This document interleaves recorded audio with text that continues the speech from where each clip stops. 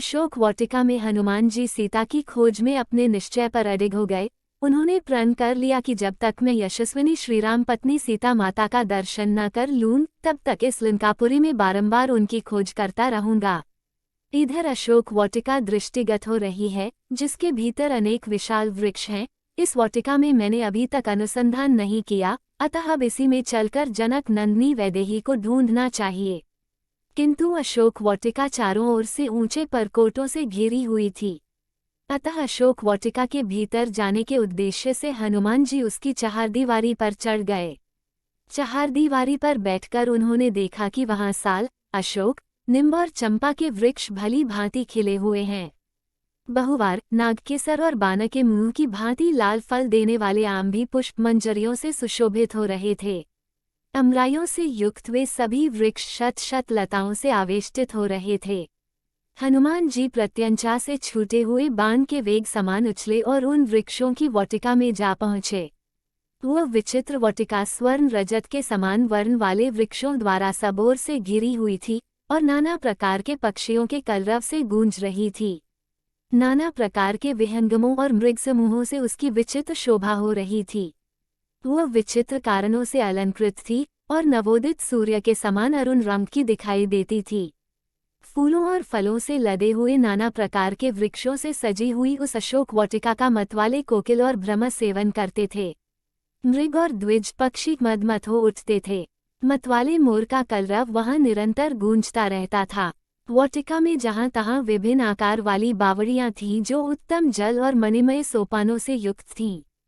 जल के नीचे की फर्श स्फटिक मणि की बनी हुई थी और बावड़ियों के तटों पर तरह तरह के विचित्र सुवर्ण वृक्ष शोभा दे रहे थे। उनमें खिले हुए कमलों के वन, चक्रवाकों के जोड़े, पपीहा, हंस और सारस वहां की शोभा बढ़ा रहे थे। उस अशोक वाटिका में विश्वकर्मा जी के बनाए हुए बड़े बड़े महल और कृत्रिम कानन सभी ओर से उसकी शोभा बढ़ा रहे थे। तदंतर महाकपि हनुमान ने एक सुवर्णमय शिंशपा अशोक वृक्ष देखा जो बहुत से लतावितानों और अगणित पत्तों से व्याप्त था तथा सब ओर से सुवर्णमय वेदिकाओं से घिरा था। महान वेगशाली हनुमान जी उस अशोक वृक्ष पर यह सोचकर चढ़ गए कि मैं यहीं से श्रीराम के दर्शन के लिए उत्सुक हुए।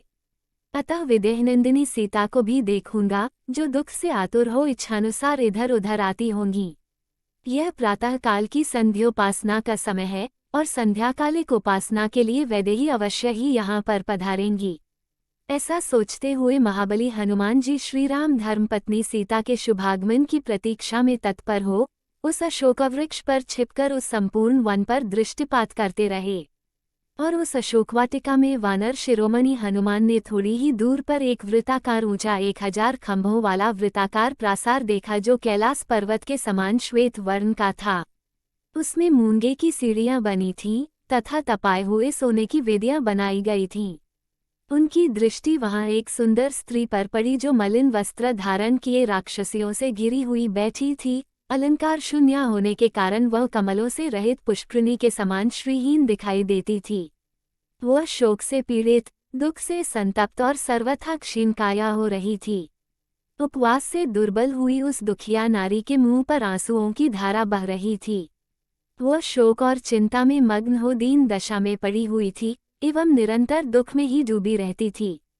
काली नागिन के समान कटी से नीचे तक लटकी हुई एकमात्र काली वेणी द्वारा उपलक्षित होने वाली वह नारी बादल के हट जाने पर नीली वंश्रेणी से घिरी हुई पृथ्वी के समान प्रतीत होती थी। हनुमान जी ने अनुमान लगाया कि हो न हो यही सीता है। इन्हीं के वियोग में दशरथ नंदन राम व्याकुल हो रहे हैं। यह तपस्विनी ही उनके हृदय में अखंड रूप से निवास करती हैं। इन्हीं सीता को पुनः प्राप्त करने के लिए रामचंद्र जी ने वाली का वध करके सुग्रीव को उनका खोया हुआ राज्य दिलाया था। इन्हीं को खोजने के लिए मैंने विशाल सागर को पार करके लंका के भवन अट्टालिकाओं की खाक छानी है। इस अद्भुत सुंदरी को प्राप्त करने के लिए रघुनाथ जी सागर पर्वतों सहित यदि संपूर्ण धरातल को भी उलट दे तो भी कम है। ऐसी पतिप्रायना साध्वी देवी के सम्मुख तीनों लोकों का राज्य और 14 भुवन की संपदा भी कुछ नहीं है।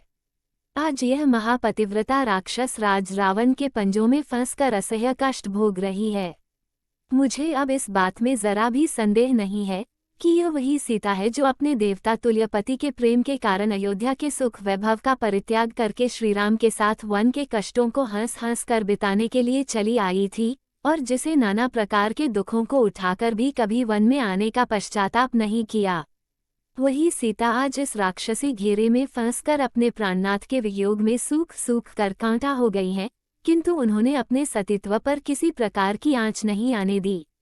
इसमें संदेह नहीं, यदि इन्होंने रावण के कुत्सित प्रस्ताव को स्वीकार कर लिया होता तो आज इनकी यह दशा नहीं होती।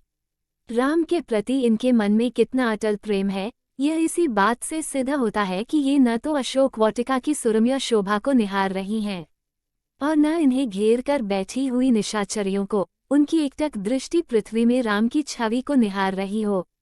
सीता माता की यह दीन दशा देखकर भावुक पवनपुत्र के नेत्रों से अश्रुधारा प्रवाहित होने लगी और वे सुध बुध भूल कर निरंतर आंसू बहाने लगे। कभी वे सीता की दीन दशा को देखते थे और कभी रामचंद्र जी के उदास दुखी मुखमंडल का स्मरण करते थे।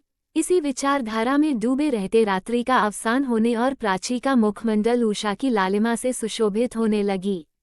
तभी हनुमान जी को ध्यान आया कि रात्रि समाप्त प्राय हो रही है। वे चैतन्य होकर ऐसी युक्ति पर विचार करने लगे कि जिससे सीता माता से मिलकर उनसे वार्तालाप कर सकूं, उन तक श्री रामचंद्र जी का संदेश पहुंचा सकूं। मित्रों, कहानी अच्छी लगी हो तो लाइक शेयर और सब्सक्राइब करना ना भूलें। धन्यवाद।